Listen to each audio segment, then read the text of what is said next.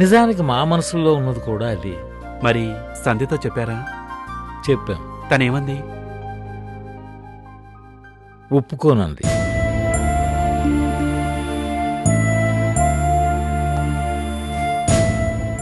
మీరు చెప్తే సంధ్య తప్పుగా ఒప్పుకుంటుందనే ఆశతో వచ్చామండి. ఈసారి ఇంకాస్త గట్టిగా చెప్పి చూడండి అంకుల్. సంధ్య మీ మాట కాదందని నాకు గట్టి నమ్మకం. ఎంత చెప్పినా తన్ని మార్చుకోదు బాబు. ఏం చేస్తారో ఏమో నాకు తెలీదు. నయానో భయానో ఆమెను ఒప్పించాల్సింది మీరే.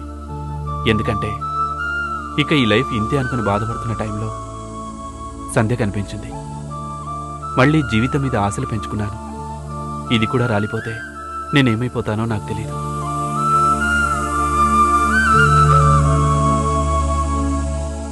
మా తరపున మీ తరపున సంధ్యను ఒప్పించాల్సిన బాధ్యత మీదేనండి.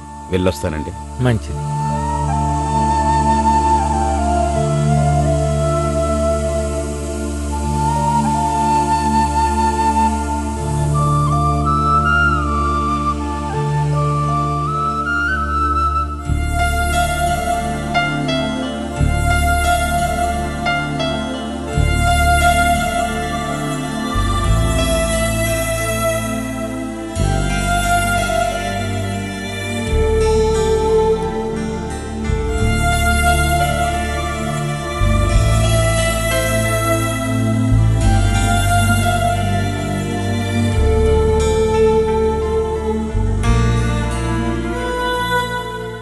ఏం చేద్దామంటారు? మళ్ళీ ఆట మొదలు పెడదాం. ఈసారి గెలుపు మనదే అవ్వాలి.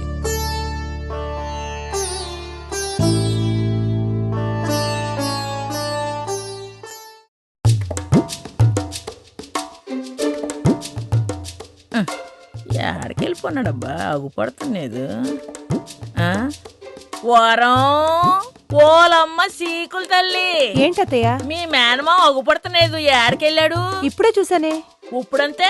ఇందాకే అత్తయ్య, అలా వంటింటి వైపు వెళ్ళటం చూశాను. వంటింటి వైపా? వంటగదిలో ఓ అన్నగారికి ఏటి పని? చీకులు బాబు, చీకులు. కమ్మని చీకులు, కళ్ళు చెదిరే చీకులు. అబ్బే, కళ్ళు తాగి తింటే కళ్ళు చెదిరిపోయే చీకులు. అబ్బే, చీ చీ చీ చీ చీ చీ.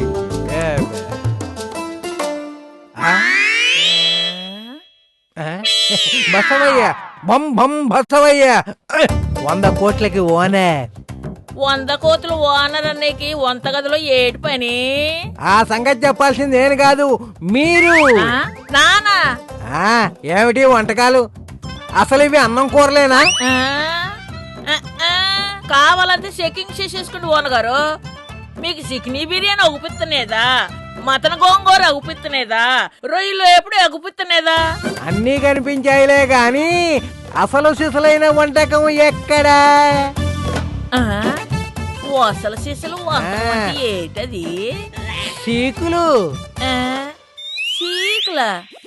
అదే చీకులు అంటే అర్థం కాలేదా? ఓలమ్మ ఓలమ్మ, నాకు తెలదనుకుంటున్నారేటి? చీకులంటే మన చిట్టి తల్లే కందా. చిట్టి తల్లి అంటే ఎవరు? ఇంకెవరు? నా కోడలు, నా వరం, నా బంగారం. వరాన్ని చూసేది ఇట్టాగేనా? ఇట్టాగేనా అని అడుగుతున్నాను. ఇలా అయితే 100 కోట్లు కాదు కదా, 10 లుంగీలు కూడా ఇవ్వను. తమరలా కోపడకూడదు. ఓలమ్మో ఓలమ్మో, దుంప నాశనం అయిపోతాను. తమరలా బాధపడకూడదు. అవేమీ అక్కర్లేదు. వరాన్ని, నా వరాన్ని, కడుపుతో ఉన్న వరాన్ని నీ కడుపులో పెట్టుకుని జాగ్రత్తగా చూసుకో. అదే 10,000. వట్టి 10,000? 10,000 అంటే అమెరికా భాషలో 100 కోట్లు. ఓలమ్మ ఓలమ్మ, 100 కోట్లు. ఏందా కొంప ముచ్చెట్టున్నావు సావే? ఏమైంది? బావగారు, మిమ్మల్ని ఒక విషయం అడగవచ్చునా? అడుకోండి. మీ ఆస్తిపాస్తుల వివరాలు ఏమన్నా తెలుసుకోవచ్చునా? తెలుసుకోవచ్చు. అసలు వైజాగ్ అంటే ఏమిటో తెలుసా? నాకు తెలుసు అన్నయ్య గారు, ఇసుకపట్నం. దాంట్లో వాటర్ ఉన్న సంగతి తెలుసా? తెలుసు అన్నయ్య గారు. అందులో ఉన్న వాళ్ళు ఎవరో తెలుసా? తేలదు. తెలుసుకోండి, తెలుసుకుని మాట్లాడండి. అలాగే. అవన్నీ నాయే. ఓలమ్మో ఈ లెక్కలో 100,000 కోట్లు కాదు, 1000 కోట్లలో ఉంది మీ ఆస్తి. అసలు నాకు ఎన్ని 100,000 కోట్ల ఆస్తులు ఉన్నాయన్నది కాదు పాయింట్, రోజుకి ఎన్ని సీకులు అమ్మేమన్నదే ముఖ్యమన్నమాట. అంటే కోడల్ని ఎలా చూసుకుంటున్నామన్నదే ముఖ్యం. ఓలమ్మో ఎంత దొడ్డ మనిషి, ఎంత మంచి మనసు మీది. మేనకోట్లు అంటే అంత ఫేమస్ కాబట్టే బస్వి గారు మన ఇంటికి వచ్చారు. ఆ. ఏం బావగారు, చెప్పండి బావగారు. ఆ వరానికి నవకాయ పిండి వంటలు వండి పెట్టాలని కాంతం ఓమలాంటి పడిపోతుంది. అరే కోడలకా, కోడలకి నవకాయ వంటలు వండి పెట్టే అత్తగారికి నా ఆస్తి అంతా రాసిచ్చేద్దాం అనుకుంటున్నాను. ఓలమ్మ నిజంగానా? అవును చెల్లి, కాకపోతే వరాన్ని మీరు ఎంత బాగా చూసుకుంటున్నారనే నమ్మకం ఈ బసవైకి కలగాలి. జాగ్రత్త.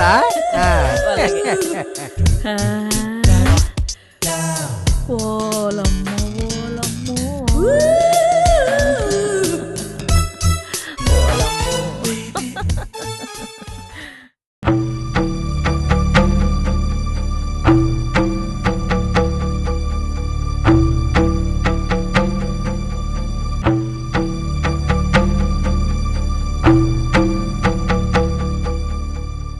ఏమండి, సంచి వచ్చేస్తుంది.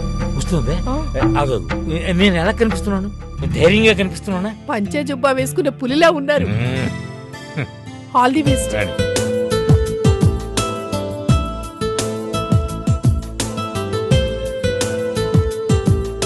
వచ్చావమ్మా, రా. ఏం ఇంత ఆలస్యమైంది? ఆలస్యం కాలేదే, మామూలుగా వచ్చే టైం కన్నా ముందే వచ్చేసాను. ఓ ముందే వచ్చావా? అలా ఉన్నారేంటి నాన్న? రా కూర్చో, నీతో చాలా విషయాలు మాట్లాడాలి. దేని గురించి? జానకి, అమ్మాయి కాఫీ ఒకటియో పట్రా. అలాగే తినడానికి ఏమో చేసావు, అవి పట్రా. అలాగేనండి. కూర్చో అమ్మా.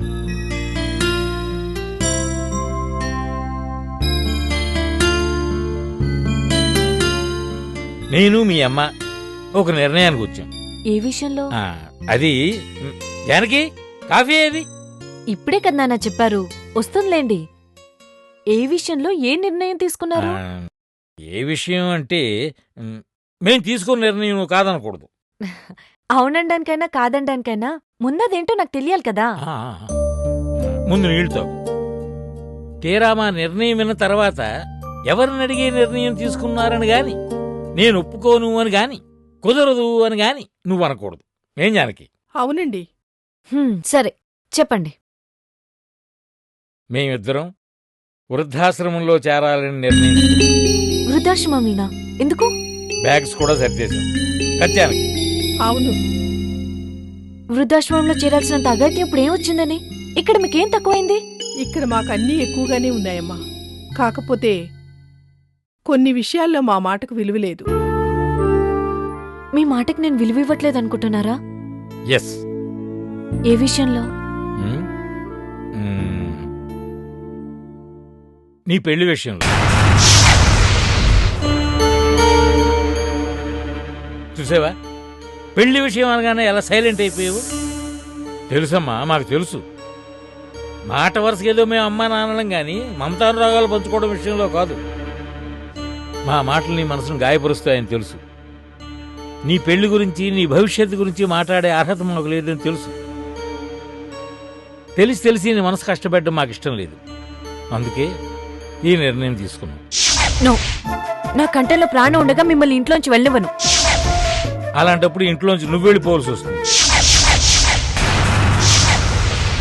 ఈ ఇంట్లో ఉండకూడదన్నంత పాపం నేనేం చేశాను నాన్నా? ఏం చేసావా? అత్తా మామల్ని అమ్మా నాన్నలుగా భావించి వాళ్ళని కన్నబిడ్డలా చూసుకోవడం.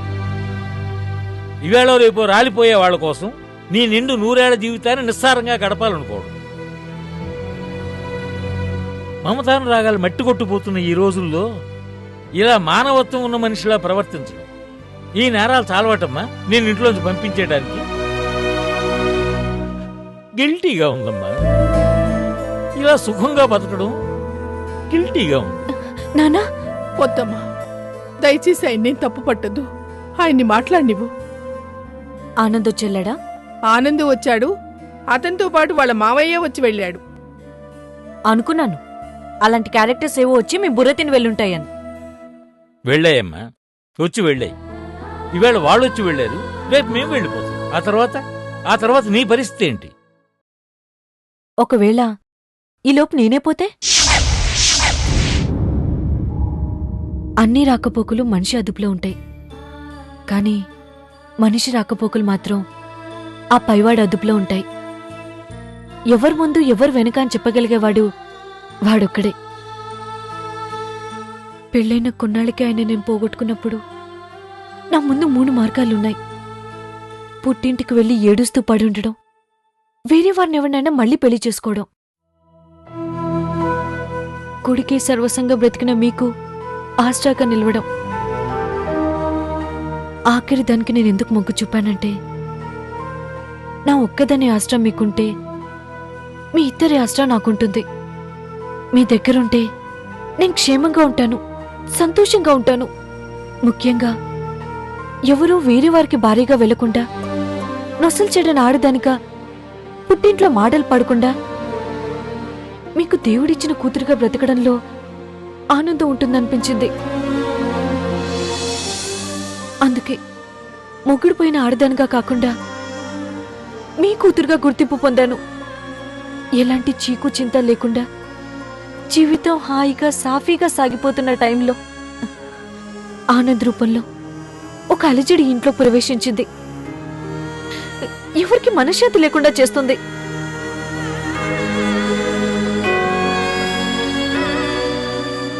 మీరు ఇంట్లోంచి నన్ను వెళ్ళగొట్టినా మీ కూతురుగానే వెళ్తానే తప్ప వేరొకరి భారీగా మాత్రం వెళ్ళను.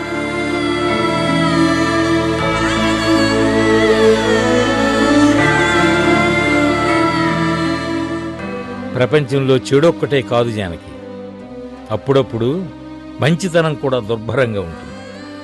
మేం వృద్ధాశ్రమానికి వెళతామనంటే సంజ వద్దని ప్రాధేయపడుతుందని, అయితే మేం చెప్పినట్లు ఆనంద్ని పెళ్లి చేసుకోమని మనం అందామని, ఆమె సరేనంటుందని ఏవేవో ఊహించుకున్నాం. ఆఖరికి ఇలా అయిందేమిటండి? మనం చాలా అమాయకత్వంలో బ్రతుకుతున్నామని నాకిప్పుడిప్పుడే అర్థమవుతుంది. ఎవరి అభిప్రాయాలు వాళ్ళకున్నాయి, మామూలుగా కాదు బలంగా ఉన్నాయి. మనకు కొన్ని అభిప్రాయాలుంటాయని, అవి ఇంతకు 10 బలంగా ఉంటాయని నిరూపించాల్సిన సమయం వచ్చింది.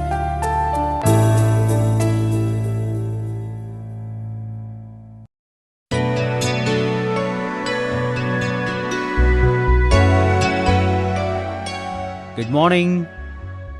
గుడ్ మార్నింగ్ ఏం గాని నేనున్న చోటుకి రావద్దని చెప్పానా? నువ్వు పెట్టే కండిషన్స్ అన్నిటికీ ఒప్పుకుంటే ఇక అయినట్టే.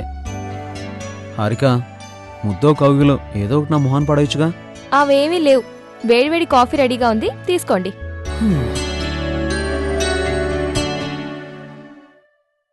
వారేవా, కట్టుకున్న పెళ్ళం ఎదురుగా ఉన్నా ఈ కటిక పస్తులేంటో. ఏం చేస్తాం?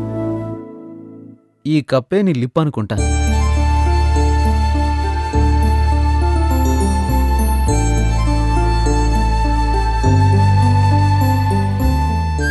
ఆహా, కప్పు లిప్పు. తప్పు. ముందు సిప్పు, లేకుండా స్లిప్పు. కనీసం నాకు ఈ ఆనందం కూడా మిగలనివ్వా? రాధ ఇంట్లో ఉన్నన్ని రోజులు మీ ఆలోచనలు అలాంటి వైపు వెళ్ళకూడదు. ఆలోచనలు అటు వెళ్ళకూడదు, భార్య ఉన్న చోటికి నేను వెళ్ళకూడదు. అవును హారిక, కొన్నాళ్ల పాటు నాలాంటివాడు హిమాలయాలకు ఎందుకు వెళ్ళకూడదు? మీ ఒంట్లో వేడి చల్లారాలంటే అదే కరెక్ట్ ప్లేస్. వెళ్ళిరండి. నిన్ను అమ్మో రాధా, కనీసం నీ నవ్వునైనా కన్నారా చూడనివ్వు హారిక. రాధ వింటే అపార్థం చేసుకుంటుందండి. రాత్రంతా అపార్థాలతో నా బుర్ర తినేస్తూ ఉంది. నిన్ను ఏదో రకంగా వదిలించుకుని ఈ ఇంట్లోంచి తరిమేయడానికి నాకు అన్ని రకాల చిట్కాలు చెప్తుంది. రాత్రి 2 అయినా సరే తను అలా మాట్లాడుతూనే ఉంది. ఎప్పుడు పడుకుందో ఏమో, ఇంకా నిద్రపోతూనే ఉంది. పాపం. సత్యం చెప్పిందే కరెక్ట్ హారిక. రాను రాను రాధకు నయం కాకపోగా మనకి పిచ్చెక్కేలా ఉంది. మొన్న కలిసినప్పుడు సత్యం కూడా అదే అన్నాడు. ఎన్నాళ్ళు ఈ నరకం అనిపిస్తాం, నిజం చెప్పండి బాబు అన్నాడు. అప్పుడేనా? వద్దండి. నేను అదే అన్నాను. రాధ గురించి ఏదైనా డెసిషన్కి రావాల్సి వచ్చినప్పుడు ఆమె స్థానంలో నన్ను నేను ఊహించుకుంటాను. ఆమెకి జరిగే మంచి చెడు నాకు జరిగితే నేను తట్టుకోగలనా అని లెక్క వేసుకుంటాను. మా నిద్ర చనువుని గమనించి రాధ అనాల్సిన వాటికన్నా ఎక్కువే అంది. అన్నిటినీ భరించాను. ఇంతకన్నా తను ఇంకేమీ అనలేదు. కాబట్టి ఆమె కొత్తగా నన్ను బాధపెట్టేదేమీ లేదు. ఏమండి, రాధ మనకు పెద్ద కూతురు. ఆమె అన్ని విధాలుగా ఆరోగ్యవంతురాలయ్యాకే ఇంటి నుంచి సగౌరవంగా సాగనంపుదాం. హరి, ఇన్ని సమస్యల మధ్య నీ మంచి మనసే నాకు ఊరట. రాధ మన జీవితాల్లో ఓ తీపి గుర్తుగా మిగిలిపోతుందే తప్ప తీరని గాయంగా మాత్రం కాదు. Don't worry.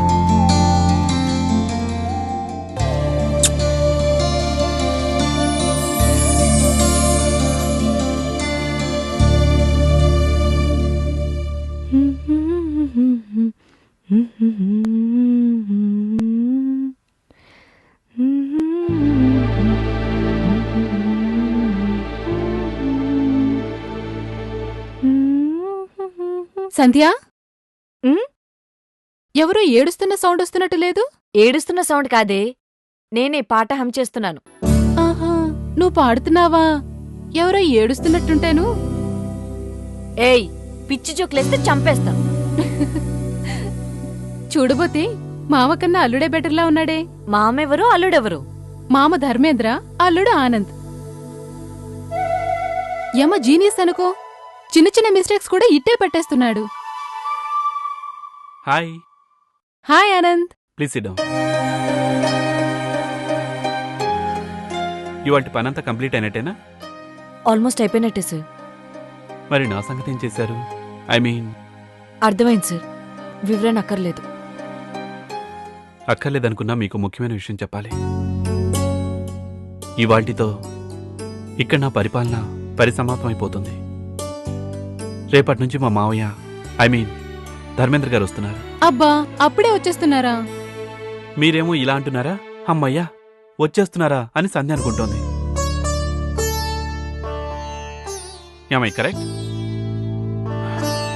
ఇందు మూలంగా తెలియజేయిందేమనగా నేనిక ఈ ఆఫీస్కి రాను. నీ రియాక్షన్ ఏంటో ఇంకాసేపట్లో తెలియజేస్తే శేష జీవితాన్ని ప్రశాంతంగా గడిపేస్తాను. ఓకే?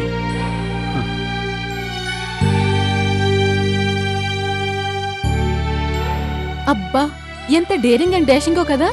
డేరింగ్ అండ్ డాషింగ్ కాదు, బోరింగ్ అండ్ బోస్టింగ్. పాపం, నువ్వంటే ఆశపడుతున్నాడు.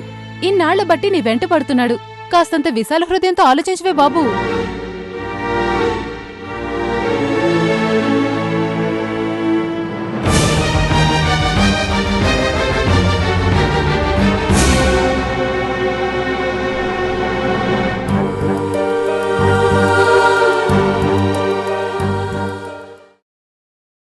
అనగనగనగా ఓ అందమైన అమ్మాయి ఒక అందమైన అబ్బాయితో పెళ్ళయింది. పెళ్ళైన కొన్నాళ్లకి అబ్బాయి చనిపోయాడు.